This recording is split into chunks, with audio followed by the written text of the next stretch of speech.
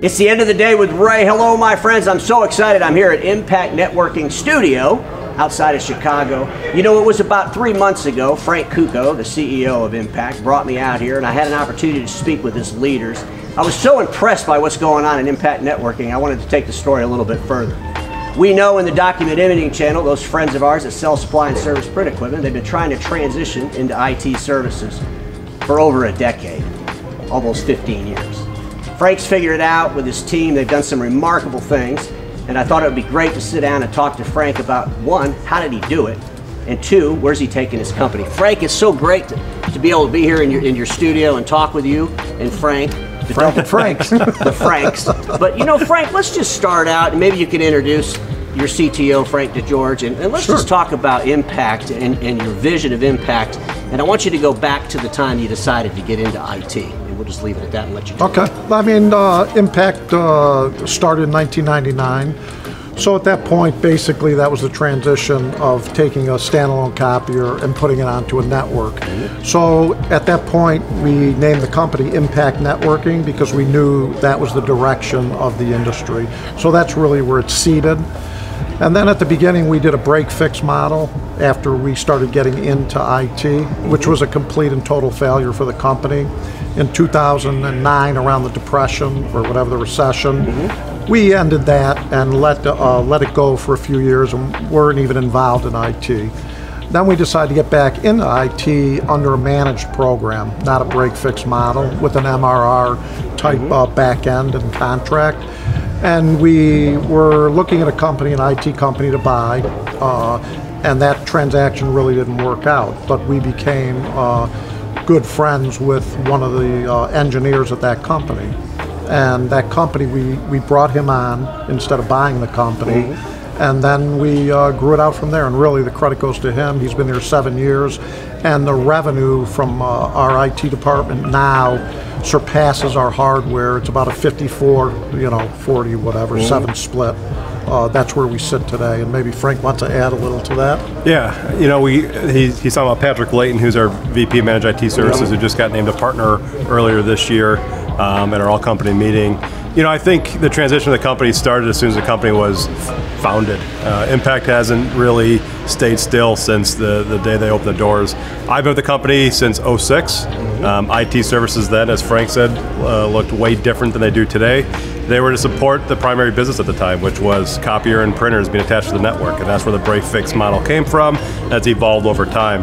When I started, we were doing probably just like other imaging companies, working with document management and scanning, and even that we were earlier adopters on. We started doing that in '05, '06, and that led to a much more advanced consultative sales cycle, and I think that allowed us to evolve the company from that point on to where we are at today in a diverse, managed services type company, but being driven largely by IT and cybersecurity. Well, when you look at the channel pivoting into IT services, the struggle is really in their operational maturity, which is a Paul Dipple term. And it seems like they try to sell it the way they were selling their print business when they started their print company. In other words, everybody's a customer, get the hell out of the office and go sell something and ring the bell. And as you get more mature, you kind of move upscale. And I know when I was talking with the team a couple of months ago, it looks like you guys are really doing some upscale accounts. You're charging for assessments, so you're doing all the things that you're supposed to be doing to grow a successful, profitable IT company. But the question is, and it probably goes to you, Frank, what made you just put your foot down and say enough is enough and this is the way we're going to do it? Because the consultants that are talking to our friends, they're telling the total opposite. They're telling them to go out and do assessments without charging for them. They're telling them to go, everybody's a customer. They're telling them you got the greatest salespeople in the world. So you obviously do that. None of that stuff mattered. Right. But what made you pivot? I mean, for us, it was a trial and error because we started, just talk about the assessments isolated for a minute. We started doing the assessments at $0 just to get the sales force used to doing assessments because they didn't have to do that with copiers. Then as we started getting those assessments, next year we started charging a fee, and then we started charging a higher fee. So now our assessments are a minimum of $10,000 to walk in the door, and on cyber it's $25,000. But what we found was our hit rate was like 30% or less when we weren't charging, or we were charging very little. And now that we're, identifying ICP, customers, the hit rate is what, 70%, I believe now, or more, because now we're in the right customer, charging a fee. They see the value of that assessment, and they bought into it. Nobody's going to give you a check for $10,000, $25,000 to walk in the door if they don't really want to buy that product. Well, they have from to feel a level of trust, and they have to feel, okay, these people can do this. But if you look at the IT marketplace, most IT service providers, most of their customers are referred to. And we've talked about this where, a lot of the IT companies in the United States anyway, and probably across the globe, in the free world anyway, those are lifestyle businesses. Those are sub 5 million in revenue, 3 or 4 man shops, and then you have the more mature folks that get out there. But I think one of the things that all the consultants in our space miss is that Impact, when you look at a company the size of Impact, before IT, close to 100 million? Before IT, So when you look at that model of a company trying to, you have no intention of building a lifestyle IT business that's going to generate a couple $1 million in revenue. But the consultants in the space, for the most part, all of their customers are lifestyle IT companies, and they're trying to get our industry to do something that doesn't even exist until you did it. We got our friends at Marco that do IT pretty well. They've been doing it for a long time. But there's not more than a handful.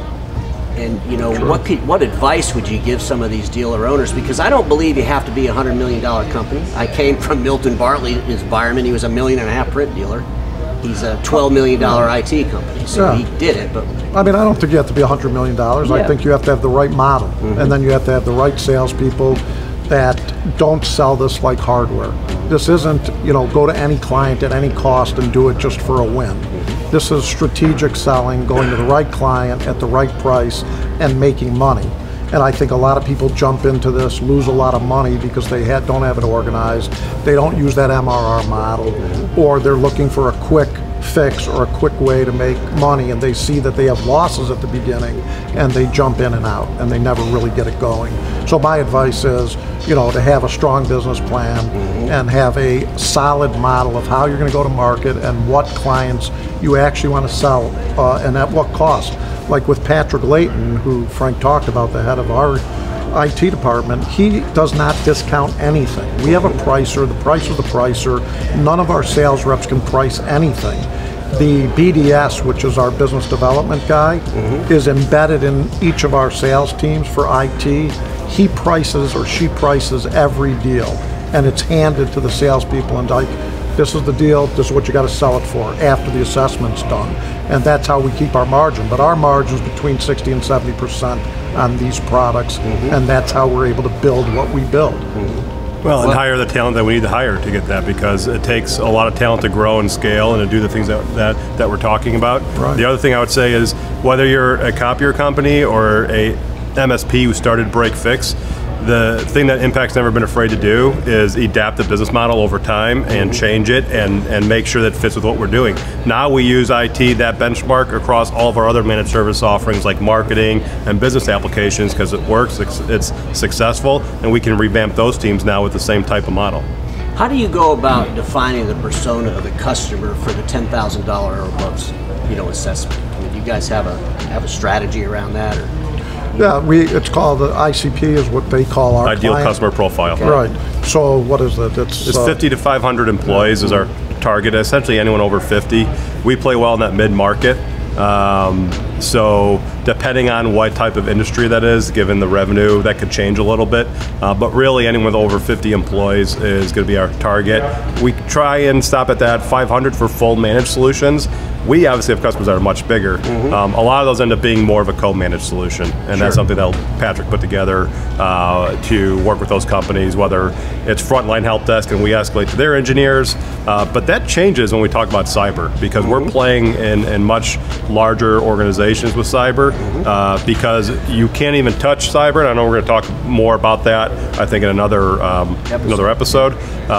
If your IT operations are a mess, having a cyber contract where you're reviewing the risks and vulnerability and penetration testing just doesn't make sense.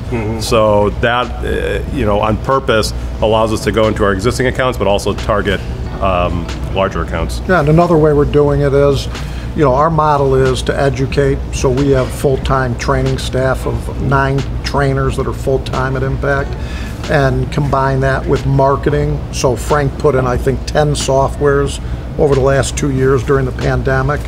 Zoom Info, HubSpot, he can talk more about it. But the ultimate goal is to use that kind of digital marketing to create specific leads for educated salespeople and just put them in front of customers as much as possible. Not using a shotgun, having them run out, go cold call every business, run by the pizza guy, none of that. They're strategic. We put them in front of them and they know what they're selling, they know how to sell that specific product.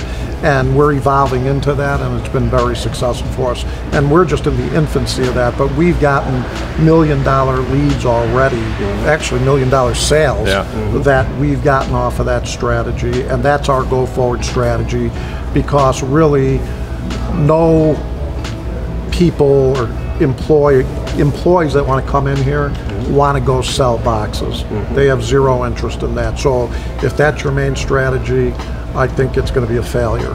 They want high-tech products, they want high-tech facilities, and they want education so they can actually make an impact in the market. Well, you brought up the hardware of the box thing, and maybe this is a question for Patrick, you might know the answer, but I've noticed, when I started studying the reoccurring revenue to the hardware in accounts, it used to be very similar to the print space. 50 for services, 50% of the revenue was first, 50% was reoccurring. But we're starting to see where the reoccurring is approaching 65%. We're north of that. And so it is. It's not a hardware That's the business. appeal. Yeah, that's why we do it. Absolutely. Right. So we want that recurring revenue. So if you go back in time, you got the mindset. You're running the company. You're giving the leadership. We're going to get into IT services, but you have this legacy sales engine, if you will. Right. How did you go and transition that legacy sales system to really embrace what we're doing today? I mean, I'm an old school guy. Here's your job description. Hopefully you can do it. If not, we're going to find someone that can. But today we have to be a little bit more friendly with our people. But how did you get that culture to shift? I mean, it was a team effort, and it was a slow transition. I think it took like 3-4 years at least, and it was easing them into it, just like we eased them into it with the assessments. But the key was, once we started getting these deals, these high MRR deals, once people started to actually embrace that, that's serious commission. I mean, in this new business of IT and cyber, you can have $1 million earners. It's just a fact of the amount of dollars we're dealing with. And you have really good legacy salespeople that see that.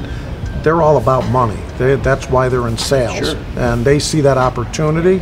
At first they don't believe it, and it's much harder, and it's a much longer sales cycle. But once they see some of these people getting the rewards from it, we have more and more reps buying in every day. And I think we run with 120 reps probably now. Yeah, about right now. Yeah, so every month we have more people participating in that success. And another interesting point for hardware companies that are making this transition is, in Impact's first 20 years of existence, we never did a deal that was over $1 million. And now we do deals every single week that are $1 million. And that's the beauty of the business, and that's why people think I'm crazy when I say there's no better time than right now to be in this business. Well, there's no better time for our industry to pivot into a lot of things that we're still not doing. Right. But it is kind of amazing. You talked about training, and when you think about a legacy print business, the training, I know you're not talking about features, advantages, and benefits, and the 5 steps of the sale and all that nonsense. But have you embedded any kind of business training with these salespeople to help them understand business conversations? Can you talk about that? That's the step we're just adding this year, because what we did was break down branches and whatnot, because we have 23 locations. Each one has 2 to 3 sales teams of 6 people in it.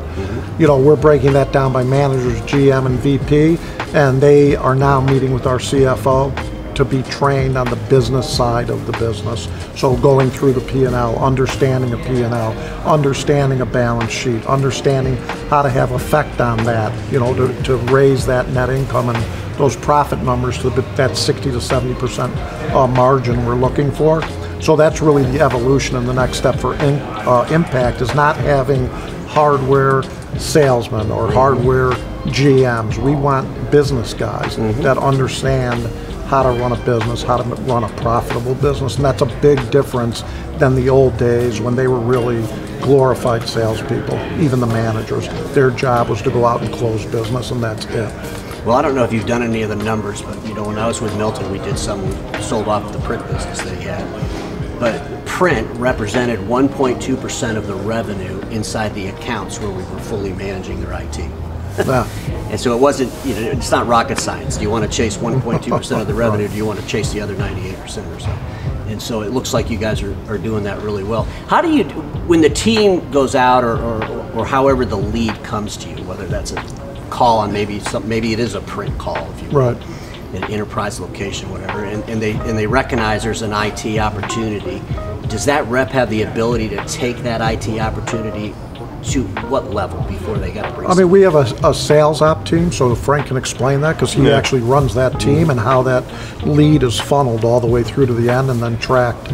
Because I think that's the struggle that a lot of these dealers are having. They might have a great sales rep, right? But a great sales rep that's 55 years old that was selling boxes his whole life is probably not a great sales rep with services. Yeah, I think there's two parts to that. One is leads coming in from the outside through our marketing activities.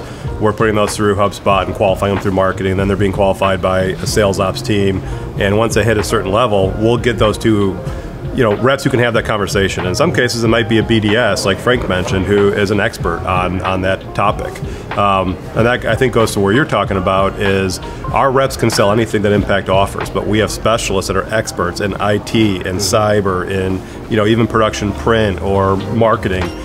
So we bring that expertise as a team sell, so they don't just hand it off to the IT sales rep and hope for the best. The rep's involved in the sale, but we have the expertise to back up what we're talking about. And it's up to the BDS to make sure that we run the assessment properly, that we run the sales process to a T where we know it can be successful, that we price it out properly, and that we're challenging not just what the customer's asking for, but what is best practice, what should they have, and does it meet our best practices.